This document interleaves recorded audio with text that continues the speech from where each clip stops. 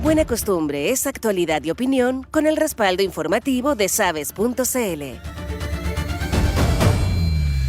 Bien, vamos a entrar en materia de inmediato y probablemente en una polémica, porque ustedes saben que antes de ayer se votó en el Congreso Nacional la prolongación del estado de excepción constitucional y hubo desafección fundamentalmente en la oposición.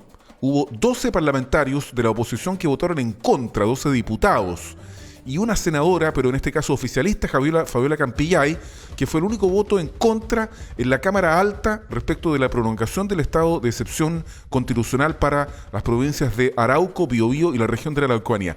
Y uno de esos votos en contra provino del diputado de la Unión Demócrata Independiente por el Distrito 20, Sergio Bobadilla, quien como siempre está despierto muy temprano y ya disponible a conversar con Buena Costumbre. Estimado diputado Sergio Bobadilla, muy buenos días.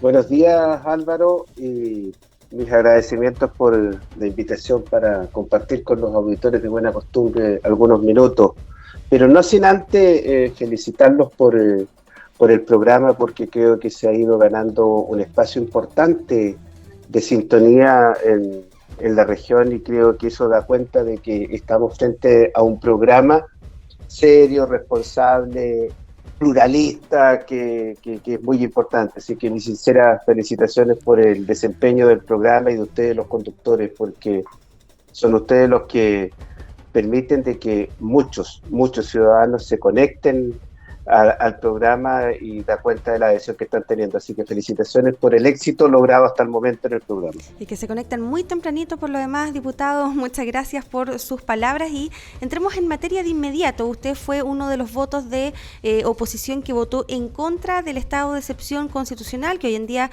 ya se encuentra vigente y renovado. ¿Cuáles fueron sus argumentos? ¿Qué hubiese pasado si la oposición hubiese ganado? Toda la población hubiese quedado en esta inseguridad, ¿verdad? Ya que no podríamos contar con un estado de emergencia. No, te rectifico. Sí se podría seguir contando con un estado de emergencia, porque el gobierno tiene la... mira, lo que ocurre es lo siguiente, que el gobierno tiene la facultad de reponer al día siguiente si quiere insistir con el decreto. ¿Ya? O sea, este no es oye, se rechazó y no hay estado de emergencia. No, va a depender de la voluntad del gobierno que tenga de insistir con él. Y la verdad es que, a ver, yo en esto soy súper categórico. Yo soy partidario del estado de excepción, pero no de emergencia. Soy partidario del estado de sitio, que es mucho más completo y le entrega muchas más facultades, en este caso a las Fuerzas Armadas, porque el estado de emergencia ya es limitado, y el gobierno, con decir que es acotado, ¿ya?, más lo limita aún. En definitiva, yo voté en contra porque creo que el estado de emergencia acotado, restringido, como le quiera llamar el gobierno, dice explícitamente.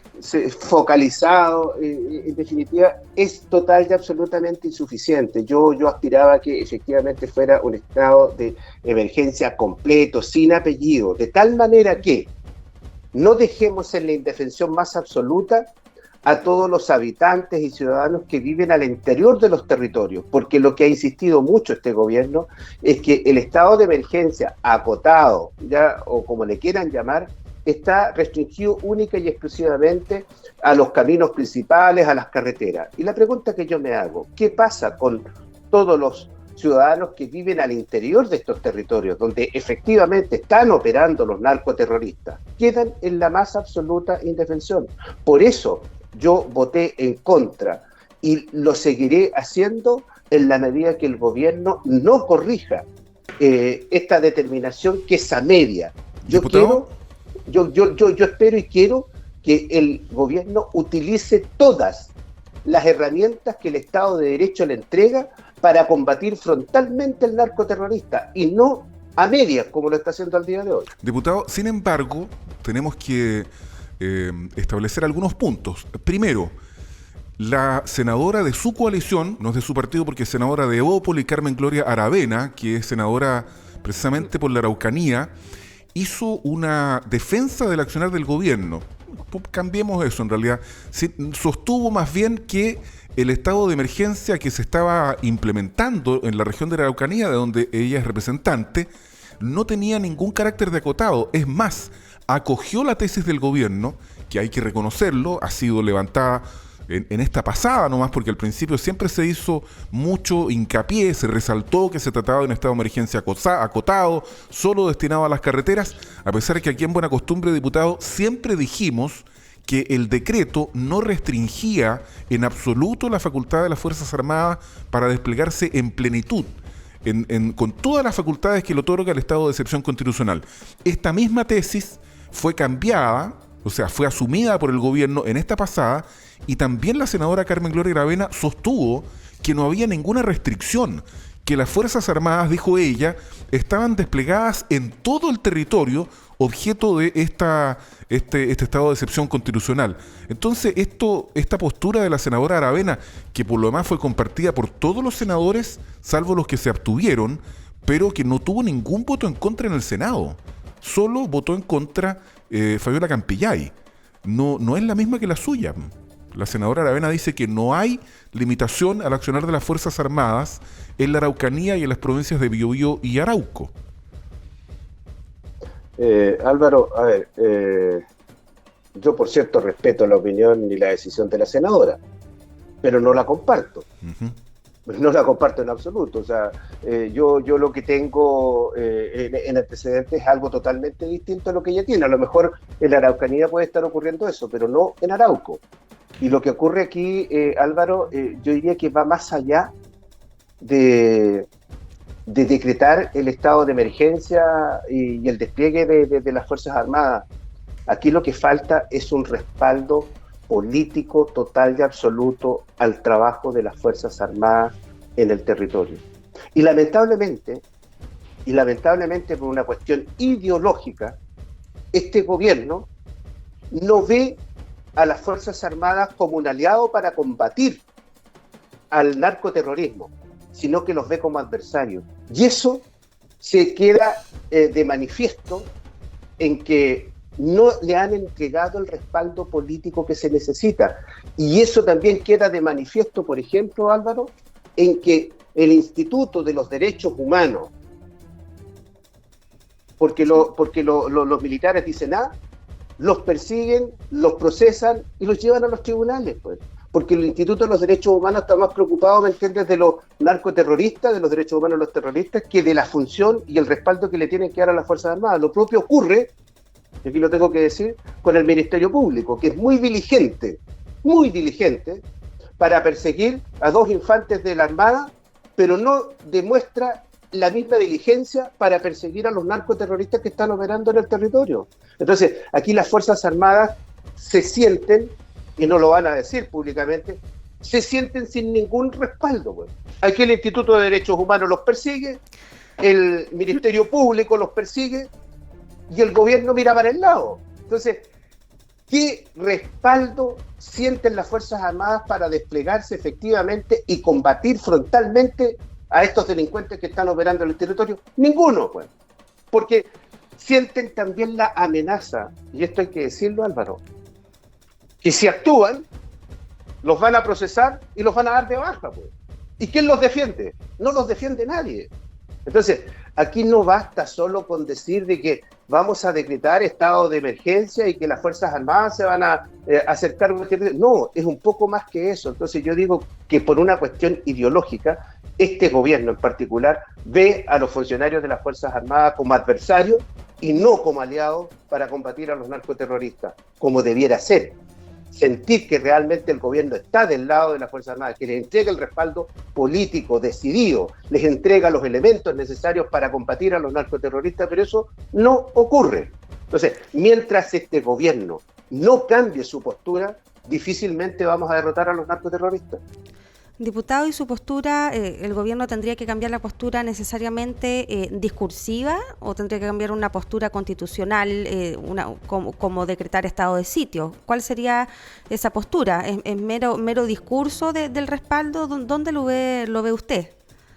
Aquí hay 2 cosas que yo creo que se tiene que hacer. Primero, utilizar todas las herramientas y lo dije ya, que el Estado de Derecho le entrega al gobierno para combatir el narcoterrorismo y la delincuencia. Y eso el gobierno no lo está haciendo. Pero el estado de sitio, diputado, es para una guerra interna. ¿Usted le asigna ese carácter? Guerra interna o grave conmoción exterior. Eso es lo que Ya, dice la pregunta que yo me hago, cuando algunos narcoterroristas andan con armas de guerra, ¿con qué fin las tienen?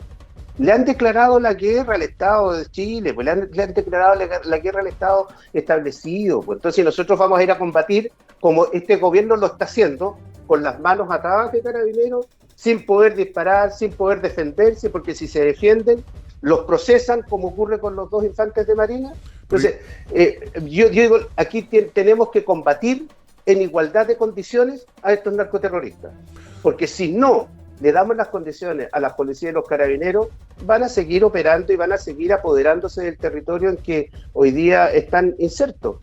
Entonces, aquí lo que falta es una decisión de parte del gobierno de combatir de igual a igual. Si están utilizando armas largas, armas de guerra, utilicen armas largas, armas de guerra, pues.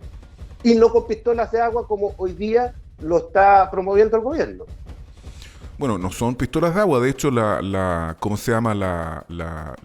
Los argumentos de la Fiscalía para imputar a los 2 infantes de Marina establece que Jordan Yempe fue muerto por una bala de guerra, no por una pistola de agua, y que fueron utilizados fusiles largos y que dispararon a más de 200 metros de donde se encontraba. Entonces, ¿a usted le parece mal que se procese a los infantes de Marina que son eventualmente responsables de la muerte de una persona?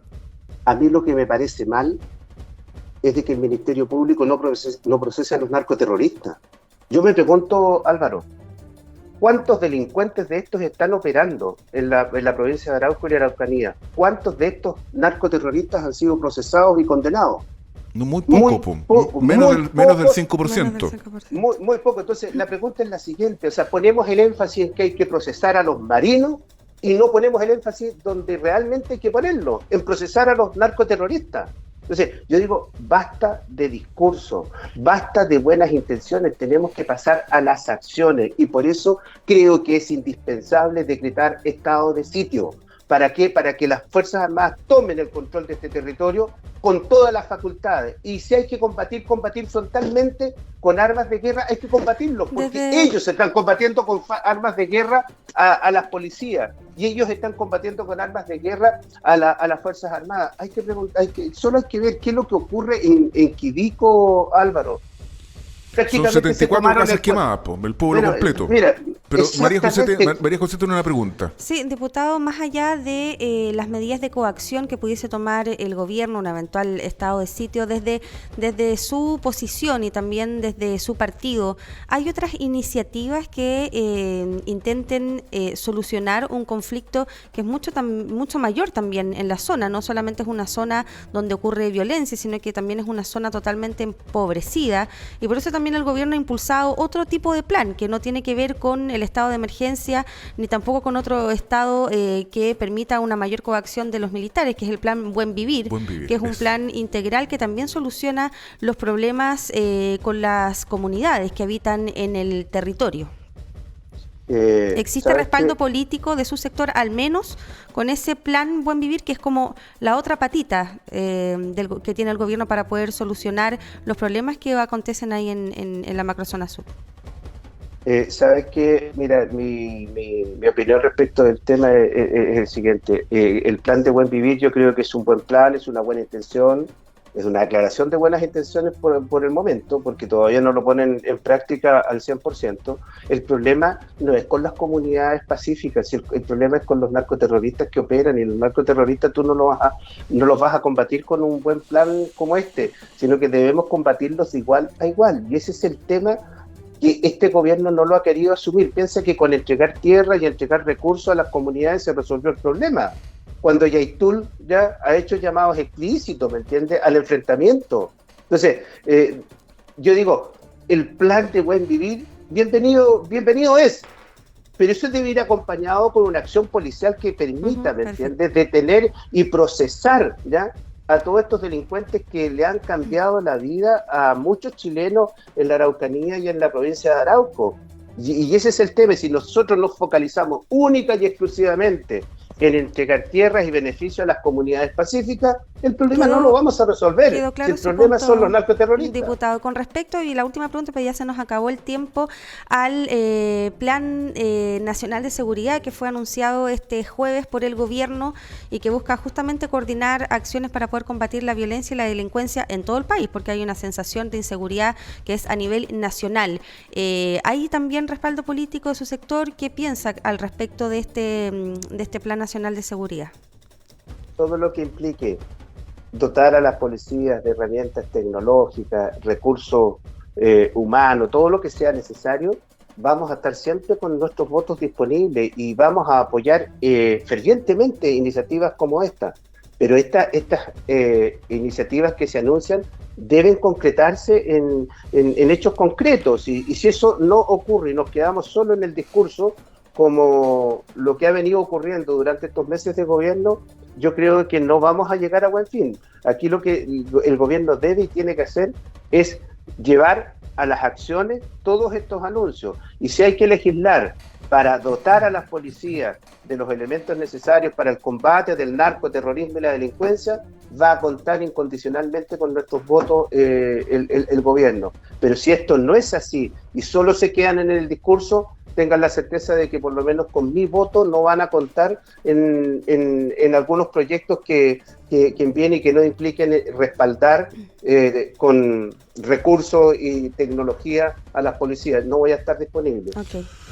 Diputado Sergio Bobadilla, le mandamos un abrazo y un agradecimiento por haber estado con nosotros conversando esta mañana del primer día de julio, que esperamos para usted y para quienes nos escuchan sea estupendo. Gracias, diputado.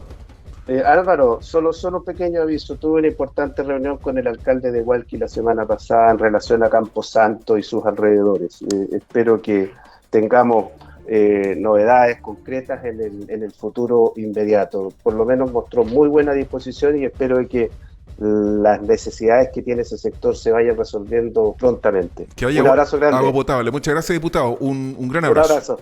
Vale, chao, chao. Sergio Bobadilla conversando con nosotros aquí en Buena Costumbre a 2 minutos de las 8 de la mañana.